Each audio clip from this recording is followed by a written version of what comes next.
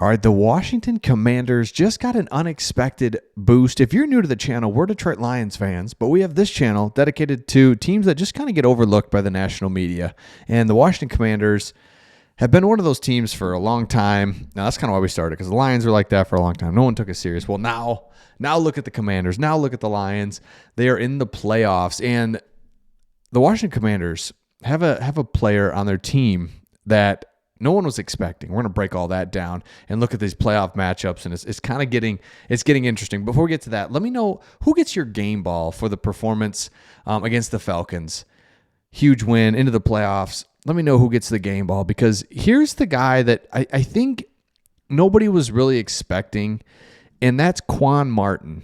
And the unexpected boost is your secondary. Quan Martin in particular. And now this is why this is so huge. There's so many different things to break down from this game, but Quan Martin had a huge interception, kind of set the tone early in this game when he intercepted Penix.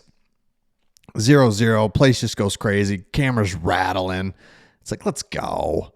And this is what, if you're a Commanders fan, you had to improve on last year. Wasn't great. He's a second-year player. He was a rookie, made some plays last year, but he gets better. Mikey Sanders still comes in. The defense settles down with Dan Quinn and everything that he's doing.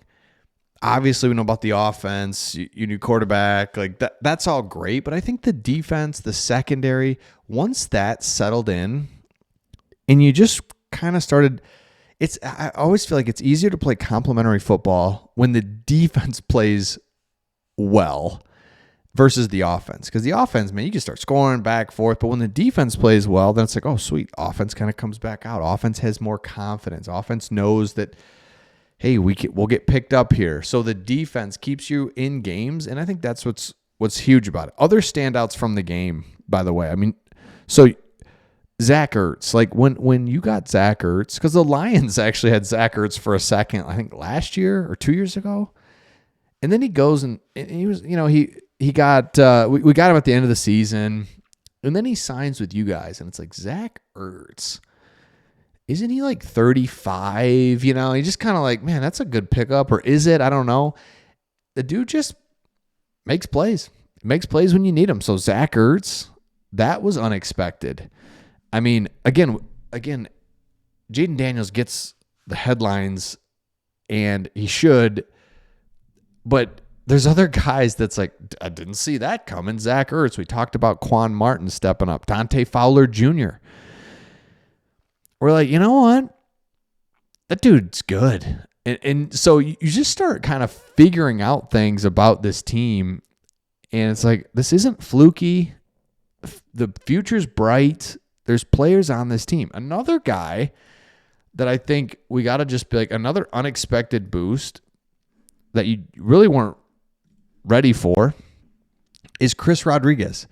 This tweet's great. This guy stands up and he's like, yeah, I got something to say. Chris Rodriguez should be Washington's RB1 with Brian Robinson deployed as third down back.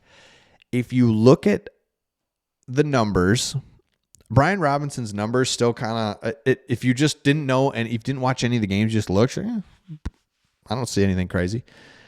It's like, yeah, there's just this feel with Chris Rodriguez. Did I say Robinson? Chris Rodriguez, that the offense is flowing with him, and he makes plays, and he makes a guy miss, and he's tough, and he's strong, and he's a lot faster than people think. And it's just like, dude, why is this guy not in there more? Let's go. Get him in there. So Chris Rodriguez, Brian Robinson, you've got two really good running backs that you can use however you want, but that's just been a little bit of a surprise. And here it is right here. Next gen stats, 5.8 yards, averages. Yards after contact, 4.3, 11th in the NFL. Like what is this? Here's a play right here that just shows what I'm talking about. We're balanced, picks up an extra, 4 yards right here? It's like, all right. That's why I'm saying he's faster than people think right there. Or he's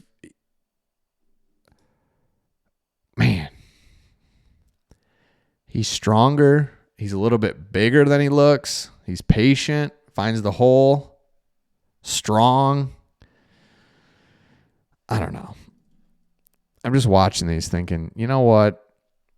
It doesn't matter. As long as you need 2 running backs. The resurgence of the running back, because we've talked about it on this channel. The too high safety thing, we all know about it. Defense is like, we're not going to give up big plays. This is not going to happen. We're not going to let it happen. So the counter to that is to run. And we all know that if you can run the ball and stop the run, you will have success in football. It doesn't matter if it's elementary, high school, college. You got to be able to run the ball. So to have 2 really good running backs is awesome. So now you take this over and you start looking at the playoff picture, and it's interesting, right? Because